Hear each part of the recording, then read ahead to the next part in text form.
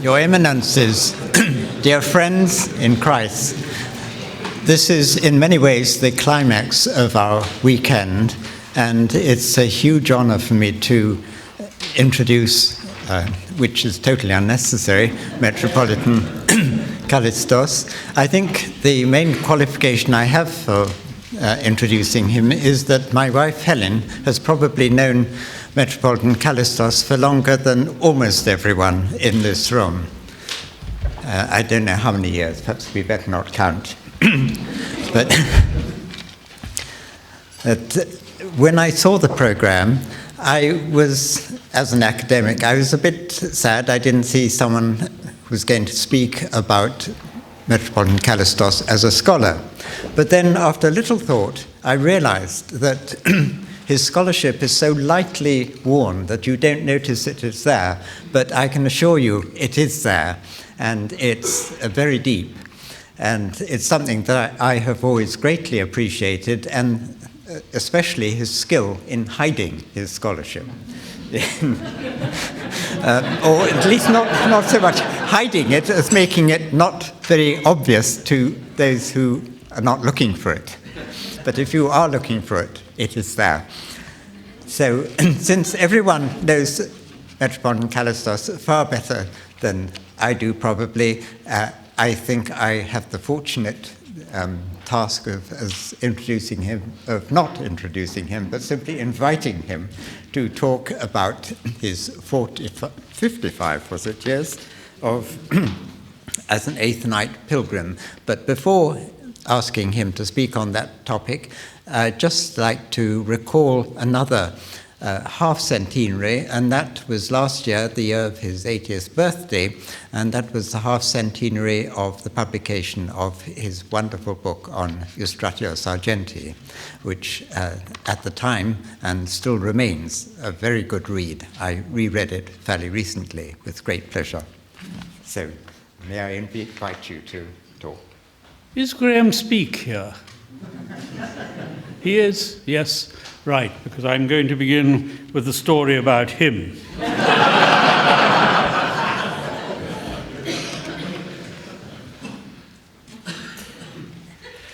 Friends, 2 nights ago, I had a dream. Graham and I were going together to the Holy Mountain, and he had quite a large suitcase with him. We arrived at the port of Daphne, and the customs officials forced him to open his suitcase, and it contained 17 pairs of shoes. The customs officials obliged him to pay duty on all these shoes. He was much offended by this. Afterwards, in my dream, I asked him, "Why have you brought all these shoes to the Holy Mountain?" And he replied, "I expect to do a lot of walking." So the dream ended. A lot of walking. That is precisely what I myself have done on the Holy Mountain in the last 54 years, since I first visited Athos. How many times have I been there? I've lost count. Almost as many times as the pairs of shoes that Graham had in his suitcase. And every time I go to Athos, I am accompanied by a little red notebook, which I have here. And I started in 1961 writing my notes on Mount Athos, and I've continued ever since. And I derive great pleasure looking back and reading about what I did in the past. In those 54 years, what changes have I seen on the Holy Mountain? And what have I learnt about the inner meaning and the spiritual significance of Athos? What have I come to see as its contribution to the wider community of the outside world, in the church as a whole, and indeed beyond the boundaries of the church?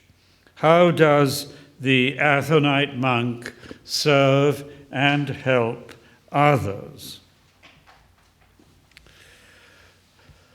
Let me start with the physical reality of Athos. It is not just a mountain of holy monks. It is not just a mountain of holy monasteries and shrines. It is in itself a holy mountain,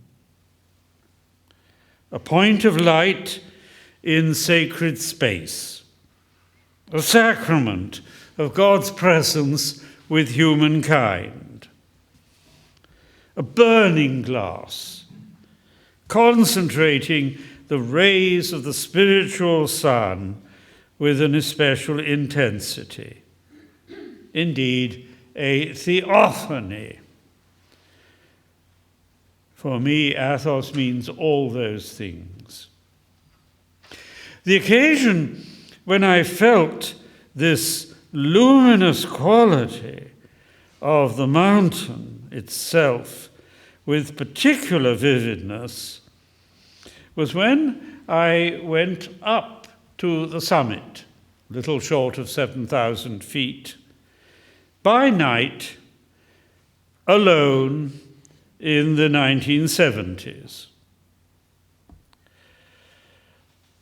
That was my second ascent. The first ascent I had made with Gerald Palmer as my companion, and we went by day.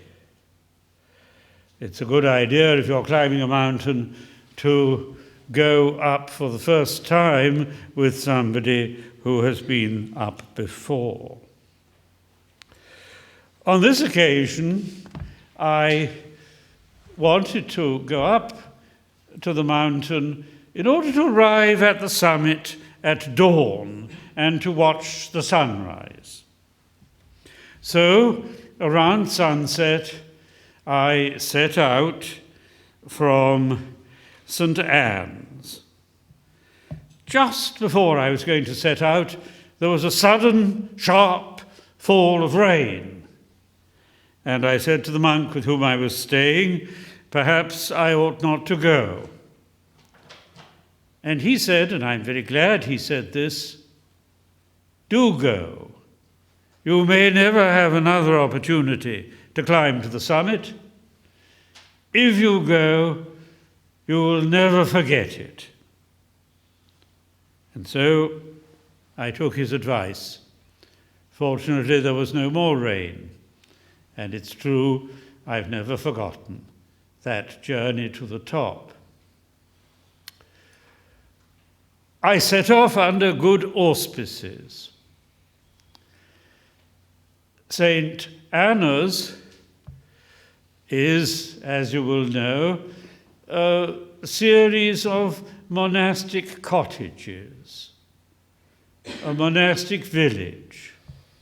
And each cottage has perhaps between 2 and 6 monks, and each cottage has its own cistern with water for nurturing the garden. And each cistern has its own community of frogs. And on that night, I remember the frogs were in good voice. St. Anna's has the best human singers on the Holy Mountain, but it also has the best frogs as cantors as well. First you hear, far above you, some frogs striking up. Then another choir strikes up below. And then on the left and on the right, on every side, the frogs are singing. And the singing of frogs to me has a quite extraordinary beauty. I'm sorry to say that St. Gregory of Nyssa, in the Life of Moses, speaks disrespectfully of frogs. This is one of the few points where I venture to disagree with him.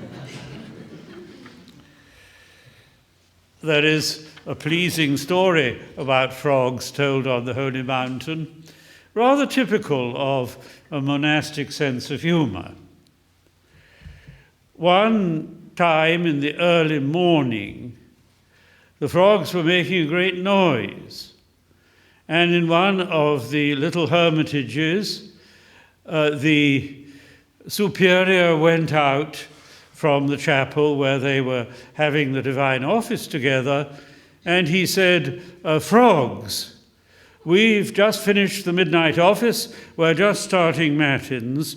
Would you mind keeping quiet until we've finished?"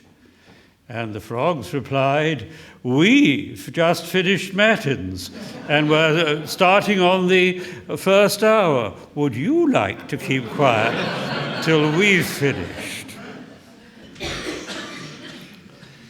Now, I had chosen a day, or night rather, when there was a full moon. I thought that will guide my steps. I overlooked 2 points here. The first is that part of the path up the mountain from St. Anna runs through thick woods, and the moonlight didn't help me very much there. And the second thing that I had not anticipated is that moonlight has the effect of flattening the landscape, so that quite familiar scenes look different. Well, I set off. In the woods, I stumbled along in the darkness. I was astonished that there was a great deal of crashing and banging in the woods. I thought to myself, who is out in the woods at this hour of the night making such a noise? As I continued, emerging into a wilderness of boulders, looking for the chapel of the Mother of God that is about 1,500 feet below the summit where I planned to rest, I lost my way completely in the deceptive moonlight. I remember saying, "Don't panic, don't start rushing about, sit down quietly for a time." That I did. And then I rose to my feet, and immediately I saw, just a few hundred yards away, the very place I was looking for, the chapel. I reached the summit, having rested, just as the sun broke through the clouds to the east. I stood for a time watching the rising sun as the light turned from red to gold. Then I looked to the north, and from the summit of the mountain, I saw the whole of the Athonite Peninsula spread out before me as in a relief map. There is, in fact, a sheer cliff on the north side of the mountain, about 3,000 feet.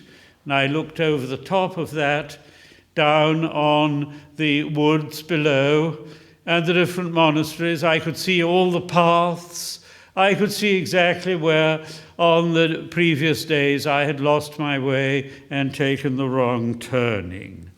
That's quite easy to do on the mountain.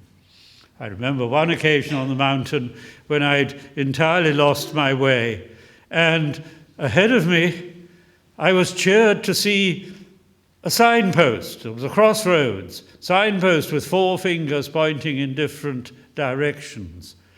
Aha, I thought, now I shall discover where I am. Not a bit of it. When I reached the signpost, I found that none of the four fingers had anything written on them at all. An apophatic signpost.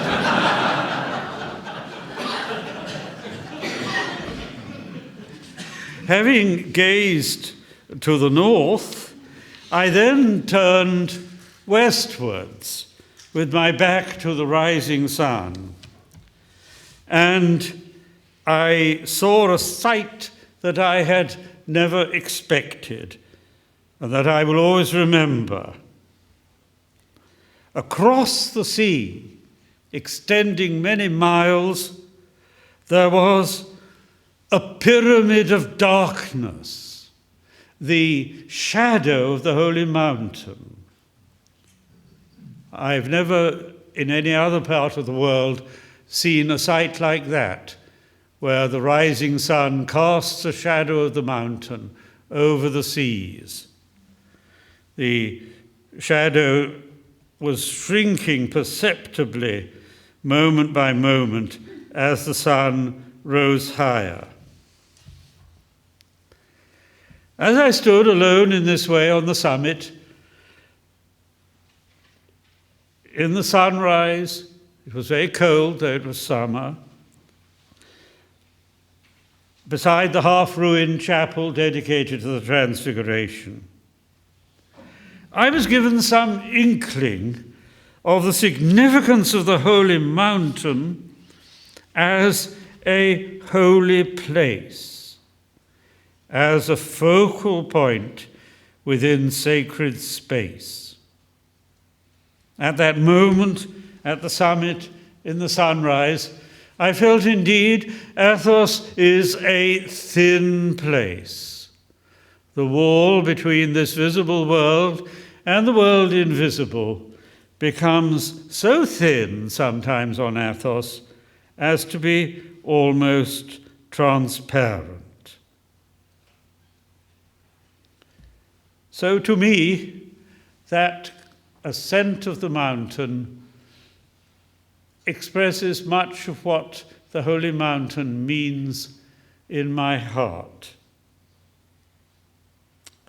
Now, perhaps you have been wondering, what was the banging and crashing that I heard in the woods? What was the cause? Was it the demons? Possibly. But more probably, it was caused by mules that had escaped from the monasteries and had gone wild. There are plenty of those wandering round the mountain. But they'll do you no harm.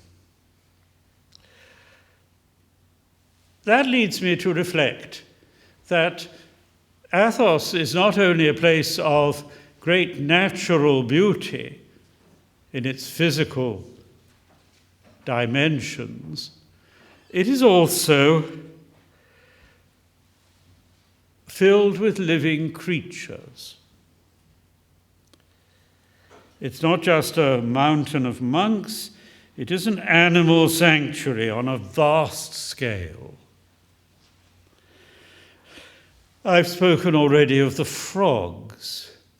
Let's think of some of the other inhabitants of the mountain. Wolves, they are often mentioned in the books.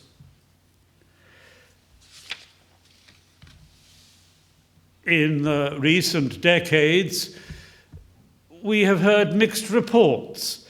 Sometimes it is said there are no more wolves. They've all been shot, not by the monks, but by the laymen who work on the timber in the mountain.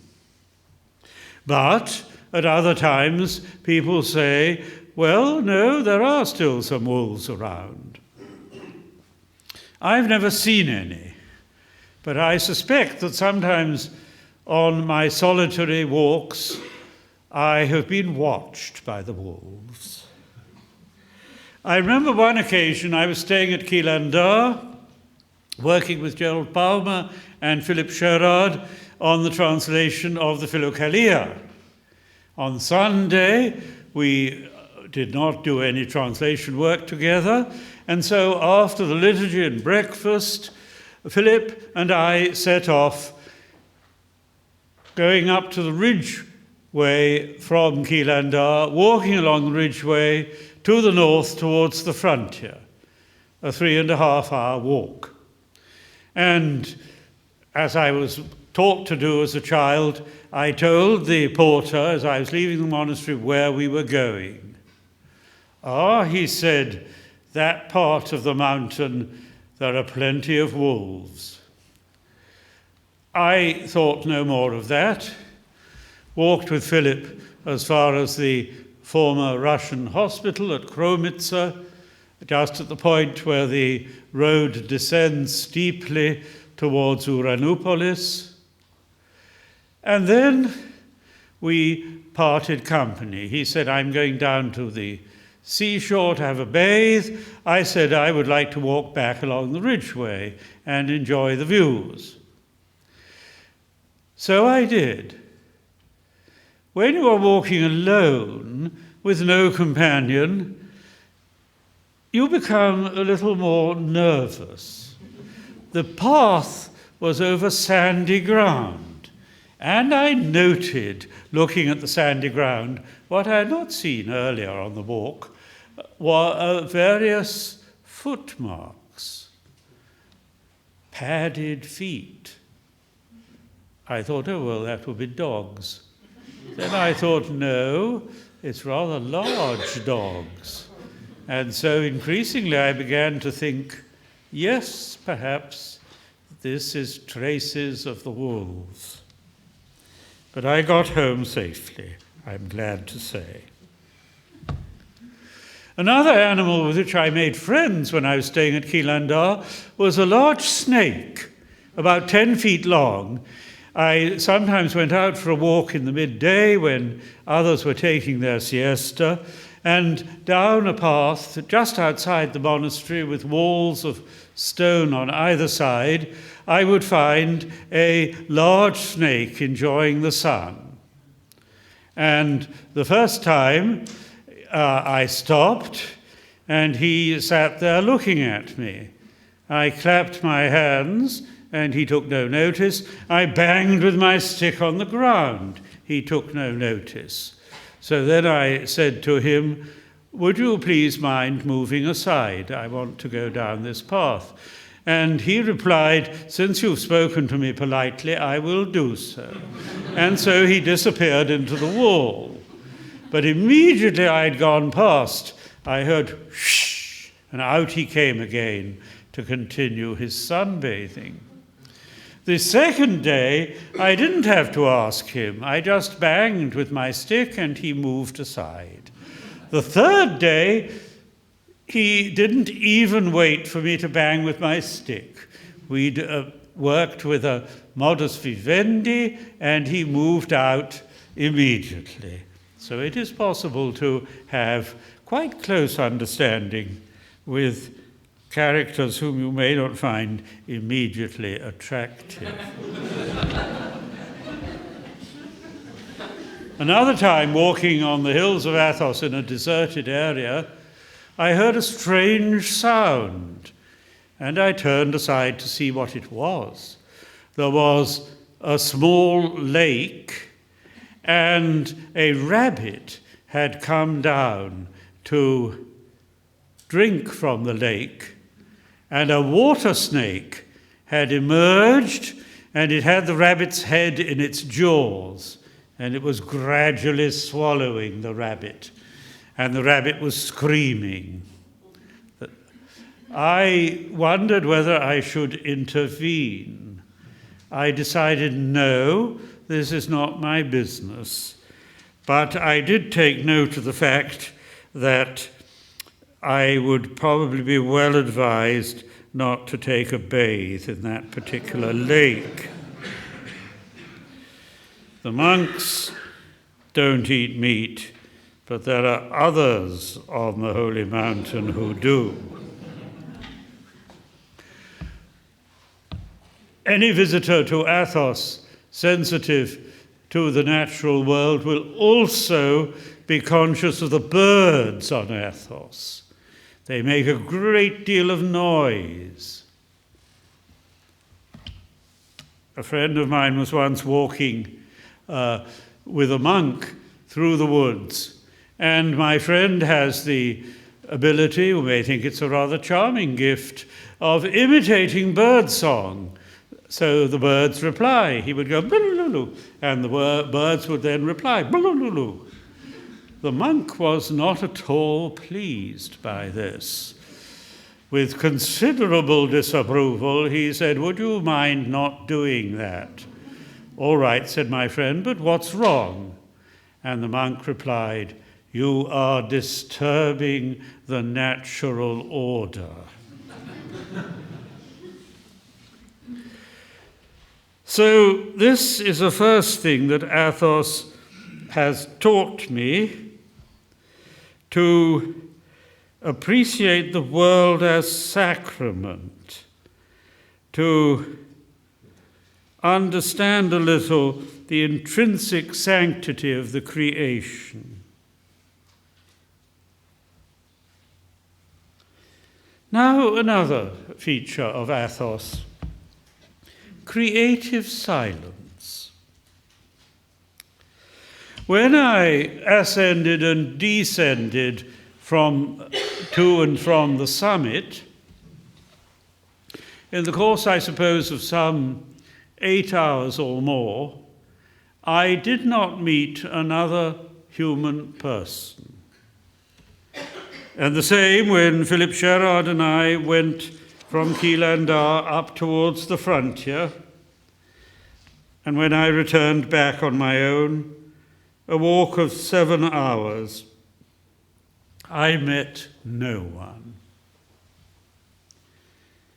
It would be difficult, perhaps, in the British Isles to go for a 7-hour walk and not to meet anybody else. But you can do that on the mountain. And this is a fundamental gift of Athos, the gift of silence, stillness, hesychia. Silence understood not in a negative sense as an absence of sound, but positively as an attitude of listening, as an awareness of the divine presence, as a waiting upon the Holy Spirit. So here then is the second thing that Athos has taught me, to appreciate the value of silence. Let me read to you some words of a pilgrim who went every year to the Holy Mountain, English Orthodox layman, my friend Gerald Palmer. It was midday on the 6th of August, 1968. The motorboat from Daphne stopped at the harbour of Simonopetra. No one else landed, so after a friendly greeting from the monk on the jetty, I started climbing alone up the steep path as the motorboat went down the coast. After some 20 minutes or so, I reached the point where the path from the monastery of Grigoriou joins the track from the right. Here at the junction, there is a small shrine with a cross and stone seats under the shade of a roof. The open sides of the little building give wide views over the sea to the next peninsula. Having reverenced the cross, I sat down in the shade and looked out across the sea, listening to the silence. All was still. Immediately, I felt that now at last I was back on the holy mountain, and thanked God for once again giving me this immense privilege. all was still. This stillness, this silence is everywhere, pervades all, is the very essence of the holy mountain. The distant sound of a motorboat serves only to punctuate the intensity of the quiet. The lizard's sudden rustling among the dry leaves, a frog plopping into a fountain, are loud and startling sounds, but merely emphasize the immense stillness. Often as one walks over the great stretches of wild country which form much of the sacred ground, following paths where every stone breathes prayers, it is impossible to hear a sound of any kind. Even in the monastery churches, where the silence is, as it were, made more profound by the darkness, by the beauty and the sacred quality of the place, it seems that the reading and chanting of priests and monks, in the endless rhythm of their daily and nightly ritual, is no more than a thin fringe of a limitless ocean of silence. But this silence, this stillness, is far more than a mere absence of sound. It has a positive quality, a quality of fullness, of plenitude, of the eternal peace, which is there reflected in the veil of the Mother of God, enshrouding and protecting her holy mountain, offering inner silence, peace of heart to those who dwell there and to those who come with openness of heart to seek this blessing. May many be blessed to guard here this peace and to bear it away as a lasting gift of grace.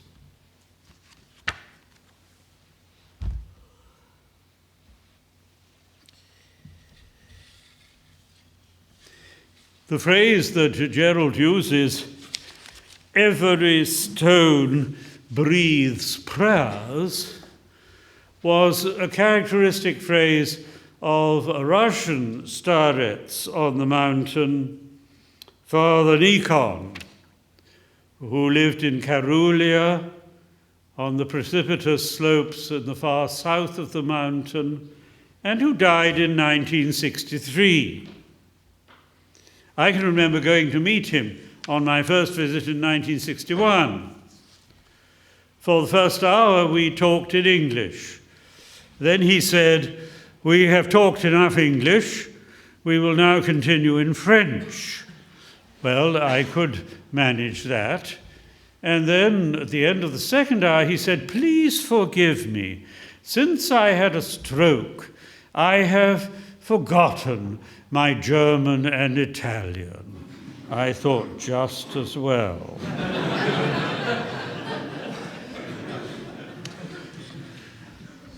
But Gerald Palmer's account raises a question. Does today's pilgrim find on the Holy Mountain the silence that Gerald found in 1968? We have to allow for the fact that in the last 50 years there has been a huge increase in the number of visitors. In 1961, I stayed for 8 or 9 days in the Great Lavra, and the next year, 1962, for another 8 days. This was in September. And for almost all of that period, with the exception of 1 or 2 days, I was the only visitor in the Great Lavra. Today, hundreds pass through each day. And the great number of visitors, many of them Greeks rather than foreigners, in principle pilgrims rather than tourists, the great number naturally creates a sense of restlessness. You do not find the quiet and stillness that Gerald and I found half a century ago.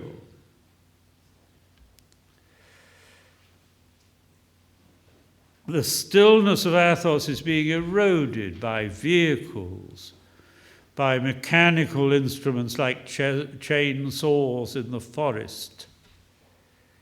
It needs to be defended with vigilance. Now, I've been reflecting on the intrinsic holiness of the natural environment of Athos and on the quality of stillness, the creative silence which that environment embodies and expresses. Let's now turn to the human inhabitants of the mountain, the monks. Gerald has already made a reference there describing how, in the liturgical worship of the monasteries, silence and sound, stillness and singing are intertwined and reinforce each other. What then did I find in 1961? I am glad that I visited the mountain in what may be called the pre-industrial era.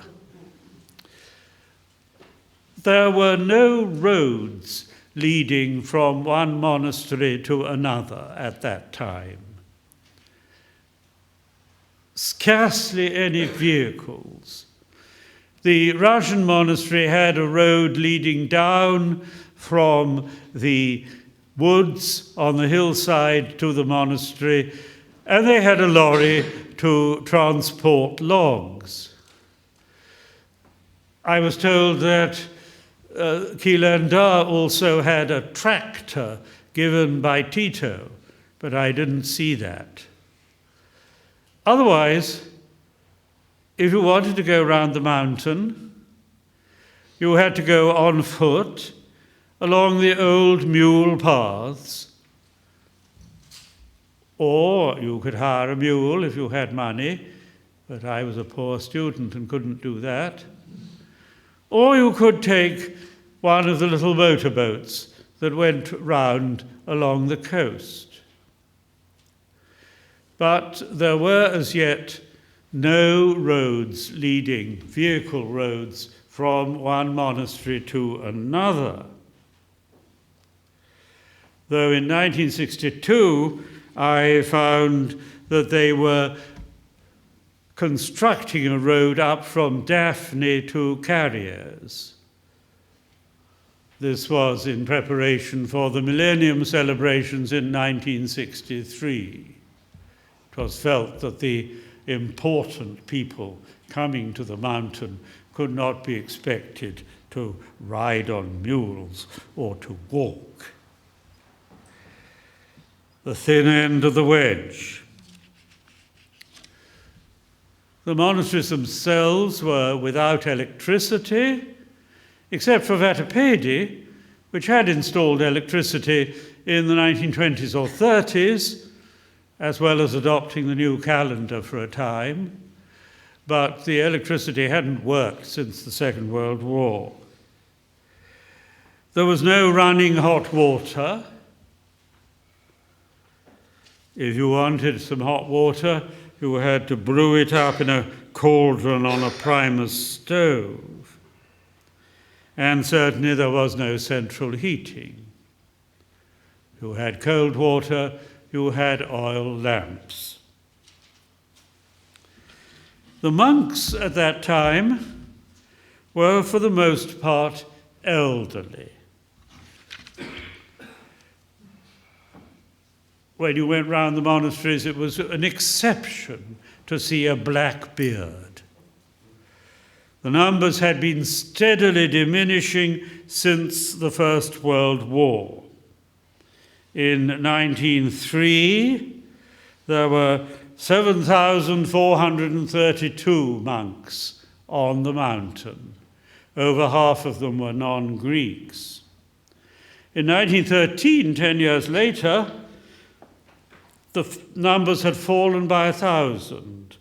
There were 6,345. That was largely because of the troubles in the Russian monasteries concerning devotion to the name of Jesus. The dispute of the Imetslavtsi, and large numbers of Russian monks were forcibly expelled from the mountain in a rather scandalous way. In 1943, numbers had gone down to 2,878. 1959, 1,641. And in 1971, the low point, 1,145. Still quite a large number, but a small fraction of what had been there before the First World War. And the numbers were diminishing on the whole by about 40 or 50 every year. And almost all the monks were over 60 in age. But then a change came.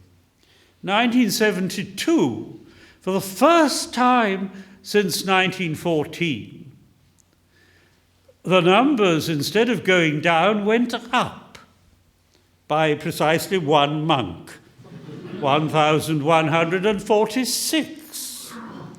And since then, the numbers have continued to increase. I'm not sure, some of you may know better than I, but I think on the mountain today there are about 2,000 monks. And whereas in the 1960s, when I went there, they were nearly all old, today there is a much more balanced distribution of age. Indeed, in some monasteries, so far from not seeing a black beard, today you hardly ever see a white beard. They're all quite young. In 1961, many of the monastic buildings were in grave disrepair. The monks were just struggling to keep things going. I remember the elder at Philotheu, which was at that time idiorhythmic, saying, "Soon we on Athos will be just like the monasteries in Egypt, just ruins." Actually, since that time, there's been a notable revival of Coptic monasticism also. In 1961, virtually none of the monks would have university degrees. Most of them would have come from villages, probably aged about 15 or 16, without any higher education, with a simple village peasant background.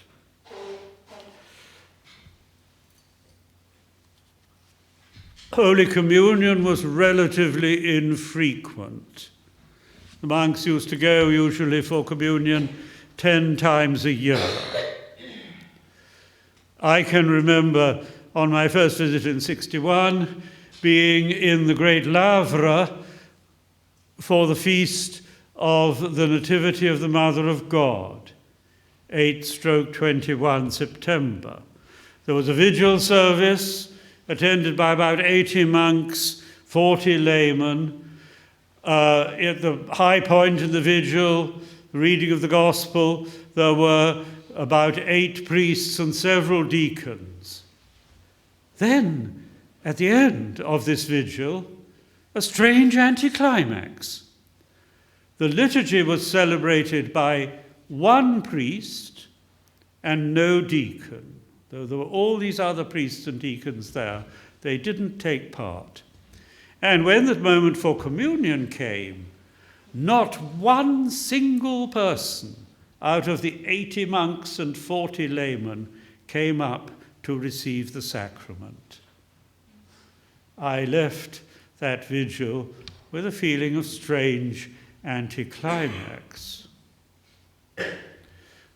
That would never happen today in any of the monasteries.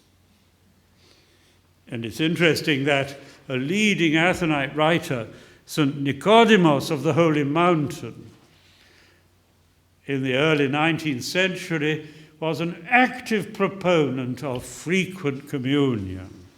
Synekis metalipsis, he called it, continual communion. But I would not wish to underestimate the character of the monks in that earlier era, in the 1960s. They had a humble simplicity, a direct, vivid faith in the immediate presence of God that moved me profoundly. What about the situation today? Many younger monks, as I've said, much restoration of the buildings, not always wisely done. A glaring example from some years ago is the monastery of Dionysiou, which used to be surrounded by wooden galleries, very picturesque. And they decided to restore the monastery and to destroy these wooden galleries. And one side of the monastery, the wooden galleries were all taken away, and the side of the building was merely covered with concrete painted yellow. Fortunately, somebody realized what was going on, appealed to the authorities in the archaeological department, and this act of destruction was stopped. But often the monks have not been wise in their restoration work.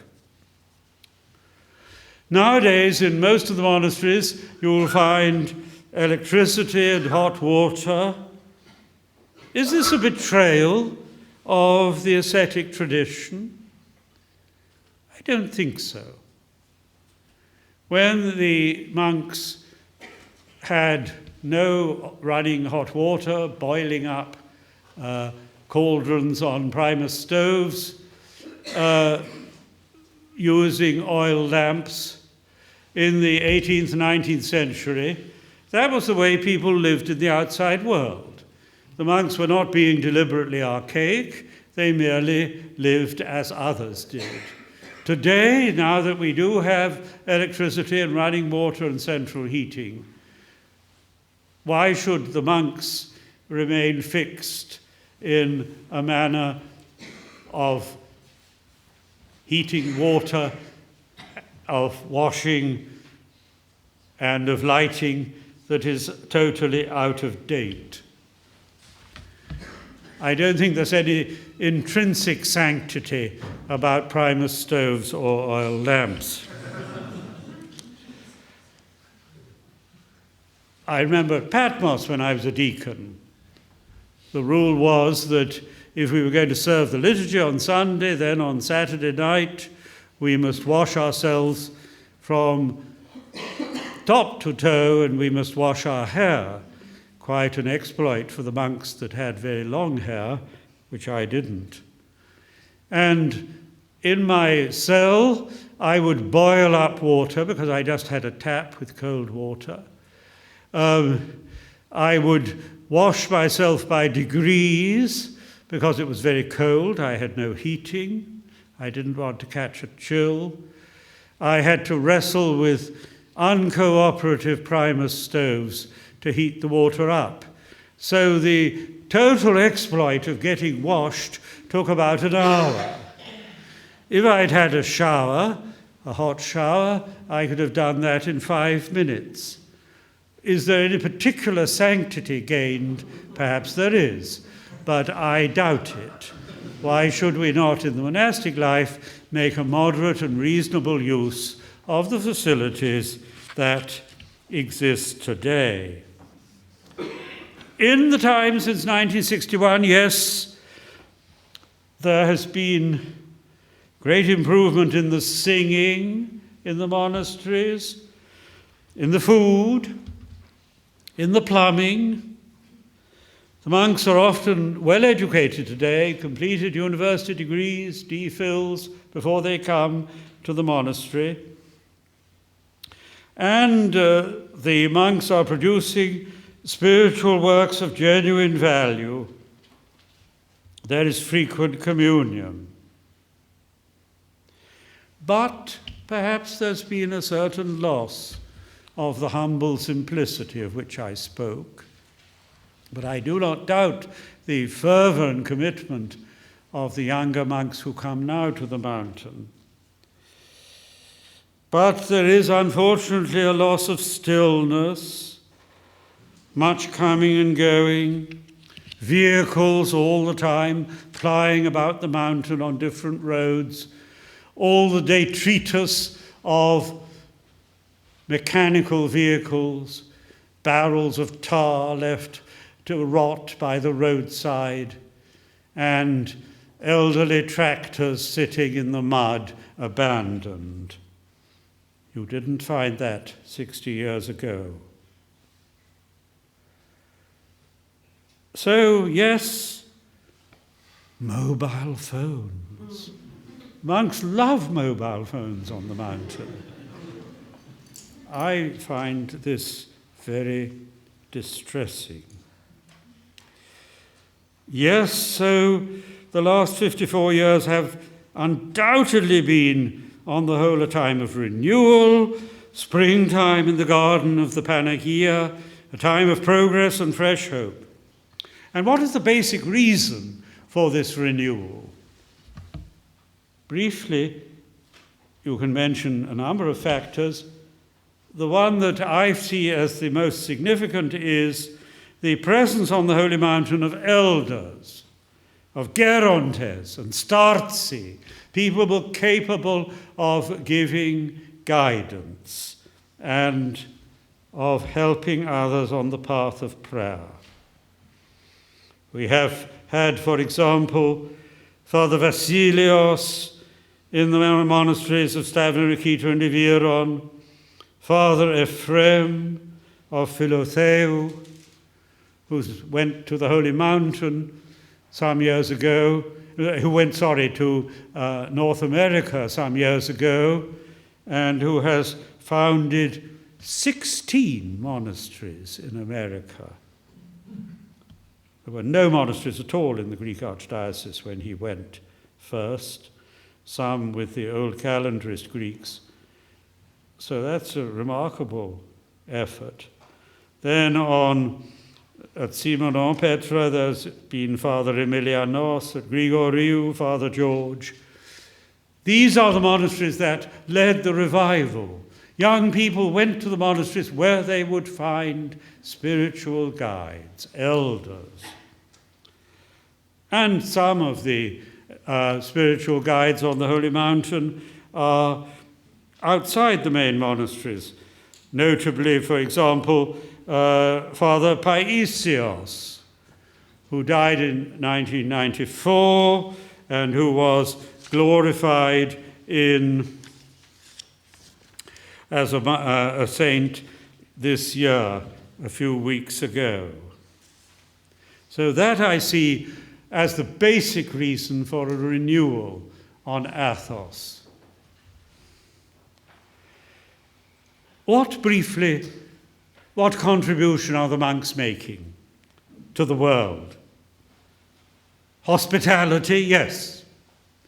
I recall many years ago Father Gabriel, who had been abbot of Dionysiou, one of the most observant and strict monasteries for some 50 years, saying many monks see the visitors as an interruption of their monastic life, as a disturbance. I do not agree with this, he said. Hospitality is part of the monastic tradition. As for the income that we receive here in Dionysiou, he said, we divide it into 3 equal parts. 1/3 goes on the upkeep of the buildings. Byzantine buildings are often quite expensive to maintain. 1/3, he says, goes for the needs of the monks, and 1/3 to pay for the visitors and pilgrims. However, if the visitors get too numerous, it does result in a real disturbance of monastic stillness. Certainly, what the monasteries are granting to the outside world is spiritual guidance, not just to the monks on the mountain, but to the countless laity who come on pilgrimage to Athos, and many of the spiritual fathers will go out from Athos, for example, in the pre-Christmas fast and again in the Lenten fast, and go round Greece hearing confessions. Married priests, of course, and even laity, women as well as men, can act as spiritual guides. But the Athonite monks are doing this a great deal. But neither of these things, hospitality or spiritual guidance, seem to me to be the chief reason why we have monks. The primary task of the monk is prayer. Not just intercessory prayer, but prayer in itself, all prayer. And this has value in itself. Today, as in the past, the Holy Mountain is supporting the outside world by acting as a powerhouse of living prayer. Let me end with a story from an early monastic source, Palladius, the Lausiac history. He was in Egypt as a novice. He felt discouraged. He went to see his spiritual father, Saint Macarius of Alexandria. And he said, "Abba, my thoughts tell me you are wasting your time here in the monastery. Go back into the world. What shall I tell my thoughts?" And Macarius said to him, "Say this to your thoughts: I am guarding the walls." We may think of the monks as sentries, watchmen on the walls of the spiritual city. And because of them, the inhabitants of the city within the walls are able to continue their lives in greater peace and security.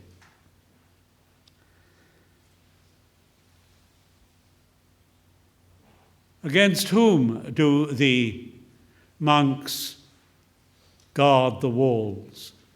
The early monks and the Athonite monks today would have quite a clear answer there. Against the demons, against the forces of evil. How do the monks guard the walls? Through prayer. This is how monks help the world, whether Athonite or otherwise. Not actively, but existentially. Not primarily through preaching, teaching, and writing, through outward works of mercy, but through prayer of the heart. It is this that upholds the universe. Thank you.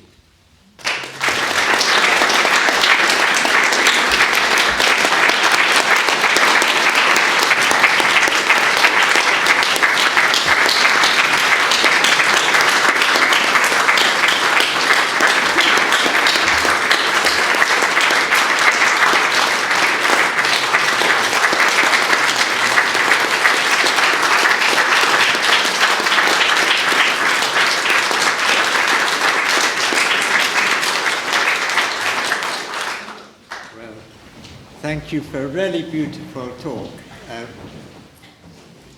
In the last 10 minutes, the ending of what you had to say, I can't not say how deeply moved I've been by how you ended your speech.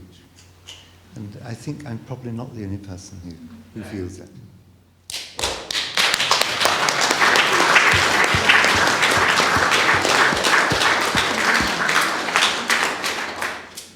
Well, I think we can simply end by thanking you yet again for a marvellous talk.